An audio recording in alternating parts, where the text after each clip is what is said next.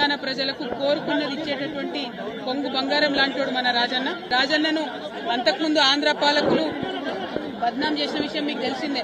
వేములవాడకు వస్తే వాళ్ళు ఎలక్షన్ గెలవరని చెప్పి అపవాదు పెట్టి వేములవాడ క్షేత్రాన్ని దేవుళ్లను కూడా బద్నాం చేసిన పరిస్థితి ఉండే ఒకప్పుడు.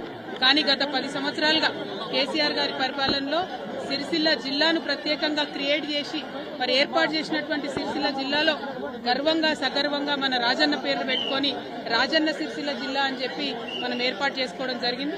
ఆ తర్వాత కూడా ఎట్లా అయితే ఇది ఒకప్పుడు రాజరాజ నరేంద్రుడి సమయంలో అద్భుతంగా వైభవోపేతంగా ఈ ఆలయం ఉండేనో అట్లానే 30 ఎకరాల భూమిని కూడా మరి చెరువు కోసం కొని ప్రభుత్వం నుంచి తీసుకొని అట్లానే బద్దిపోచమ్మ కూడా నిత్యం అనునిత్యం బోనం ఎక్కుతుంది వేములవాడలో.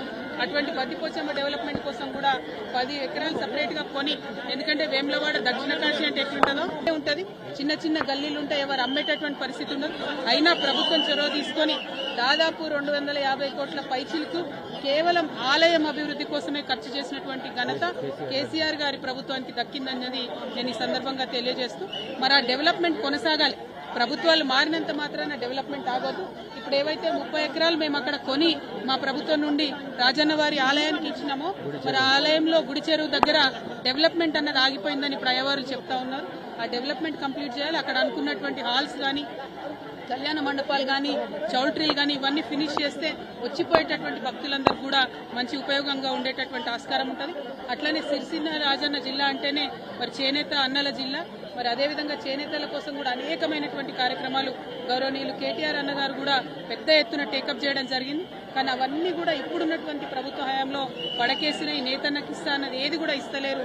మళ్లీ సిరిసిల్లను గురిసిల్లగా మార్చేటటువంటి ప్రయత్నం జరుగుతూ ఉంది. వీటిని విరమించుకొని ప్రభుత్వం ఎటువంటి భేదభావాలు లేకుండా అన్ని నియోజకవర్గాలు మన నియోజకవర్గాలే అని డెవలప్మెంట్ చేయాలి. మరి మా కార్యకర్తలను కూడా సిరిసిల్ల రాజన్న జిల్లాలో బాగా హరాస్మెంట్ చేయడం, కేసులు పెట్టడం, చిన్న చిన్న వాళ్ళు టీ కొట్టు పెట్టుకున్నటువంటి వాళ్ళని కూడా మరి రామన్న ఫోటో ఉంటే తీసి పక్కనేయడం జరుగుతున్నది.